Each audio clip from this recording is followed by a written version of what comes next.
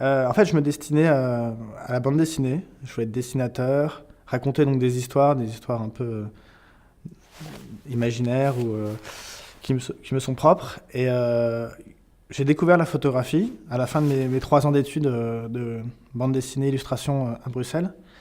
Et j'ai découvert un nouvel outil en fait, et l'appareil photo. Et j'ai découvert aussi une autre vie, puisque quand on est dessinateur, on reste chez soi, on est un peu enfermé sur soi-même et sur ses propres créations. Et la photo, c'est vraiment une ouverture au monde. Donc on sort dans la rue, on rencontre des gens. Ça nous pousse à voyager. Si je voyage, c'est parce que je suis photographe. Donc c'était un changement d'état d'esprit et je me retrouvais plus dans ma personnalité qui était d'être ouvert au monde et à une réalité. Et je pense que ce qui m'attirait au début, c'était quand même enfin, c'est un choix un choix de vie qui est assez entier. On se consacre, c'est pas un métier, c'est vraiment, c'est plus qu'une passion. Enfin, on s'investit corps et âme. Donc on voit plus, c'est plus une différence. Voilà, c'est pas un travail. On va pas au travail, on va pas faire un reportage comme on va au bureau. Donc c'est vraiment un choix de vie, une façon de vouloir vivre une certaine réalité, d'être présent sur des grands événements, d'être confronté à ça de ramener une information, de ramener une vision de ce qui se passe. Donc en fait, j'ai décidé d'aller en Thaïlande au moment en fait, de la fin du mouvement, c'est-à-dire que la révolte des chemises rouges avait commencé depuis 2 mois.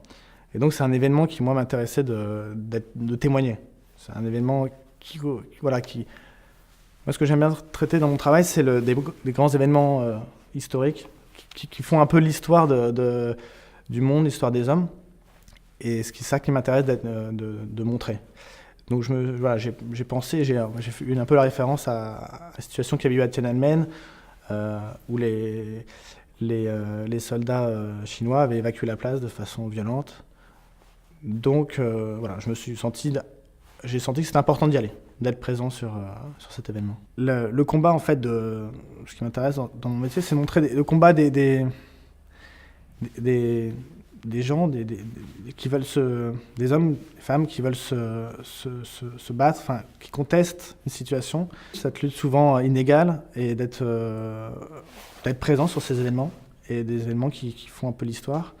Donc voilà, dans le rôle de témoin, parce que, en tant que photojournaliste, on est souvent attiré par ce genre de combat. C'est un peu une façon aussi de s'impliquer personnellement, c'est-à-dire de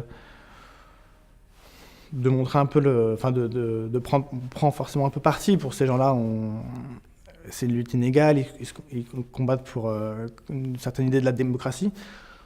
Donc on a envie d'être présent, on a envie un peu de les soutenir à notre manière. Étonnamment, quand j'étais en Thaïlande, en fait, on devait être forcément dans un camp, du côté de l'un ou de l'autre. On ne pouvait pas travailler et passer de l'un à l'autre. C'était finalement plus facile de travailler du côté des chemises rouges, puisque on pouvait rester avec les militaires, mais le sujet était assez limité, et c'était beaucoup plus intéressant, et la situation était quand même plus explicite du côté des chemises rouges. On pouvait passer relativement facilement, rentrer dans le camp des chemises rouges. Donc les militaires nous laissaient travailler, effectivement. Une fois qu'on était dans le camp, on n'avait pas du tout de militaires, il n'y avait pas de force de sécurité. On était du côté des chemises rouges, donc on pouvait travailler avec eux sans problème, les suivre. J'ai été très peu confronté à des militaires. Les journalistes se sont toujours portés dans l'intérêt, sur des causes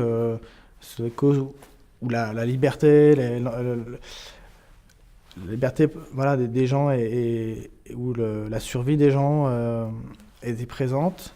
Je pense que c'est à chaque journaliste de faire son analyse, de savoir pourquoi il fait ce métier,